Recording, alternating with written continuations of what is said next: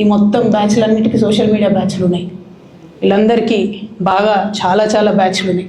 వాళ్ళంతా రేపటి నుంచి ఏమంటారు, నన్ను ఒకరు బీజేపీ ఆపరేట్ చేస్తుందంటారు, ఒకరు కాంగ్రెస్ ఆపరేట్ చేస్తుందంటారు, ఒకరు రేవంత్ రెడ్డి చెప్తే మాట్లాడుతుందంటారు, ఇంకోరు బండి సంజయ్ చెప్తే మాట్లాడుతుందంటారు. ఖబర్దార్ బిడ్డ, నేను ఎవరు చెప్తే ఆడేటటువంటి తోలుబొమ్మని కాదు.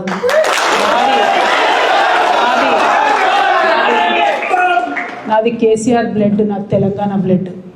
ఇండిపెండెంట్గా నేను అనుకున్న విషయాన్ని చెప్తున్నాను. దానికి పొలిటికల్గా ఇబ్బంది అయినా, కష్టమైనా, నష్టమైనా నేనే భరిస్తాను. కానీ దేవుడు లాంటి మా నాన్నను ఇవాళ సిబిఐ ఎంక్వైరీ చేసిండ్రంటే కడుపు రగులుకపోతా ఉంది ఒక బిడ్డగా. అందుకే చెప్తున్నా, ఇన్ని రోజులు చెప్పలే. ఆ మధ్యలో పోయినసారి నా కొడుకు గ్రాడ్యుయేట్ అయినప్పుడు వచ్చినప్పుడు నేను మా నాన్నకు రాసుకున్న లెటర్ లీక్ చేస్తే కూడా ఆ 70, 80, 90 రోజుల నాకు నరకం చూపిస్తున్నారు. ప్రతిరోజు సోషల్ మీడియాలో ఇష్టం వచ్చినట్టు రాపిస్తున్నారు.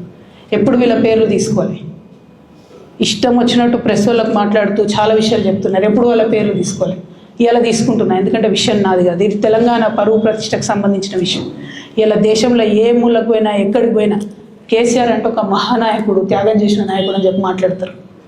రేపటి నుంచి ఏం మాట్లాడతారు? సిబిఐ ఎంక్వైరీ చేస్తే ఏం మాట్లాడతారు? కేసీఆర్ అంటే సిబిఐ కేసు అంటారు. మా నాన్న పరువు పోతే నాకా బాధ, మీకా? మీకు పైసలు కావాలి కదా, మీకు పేరుతోనేం పని?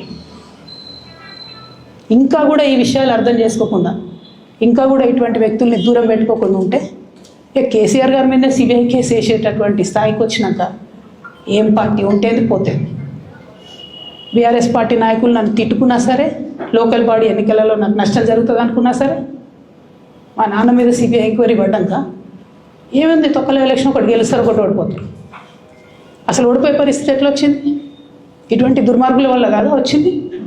ఆలోచన చేసుకోవాలి కదా.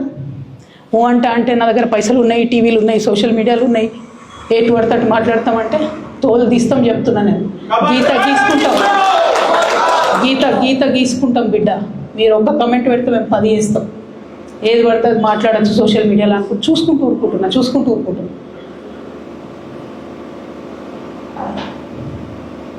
పెద్ద సార్ దగ్గరకు వచ్చినాక ఇక కాంప్రమైజ్ అయ్యేది ఏం లేదు.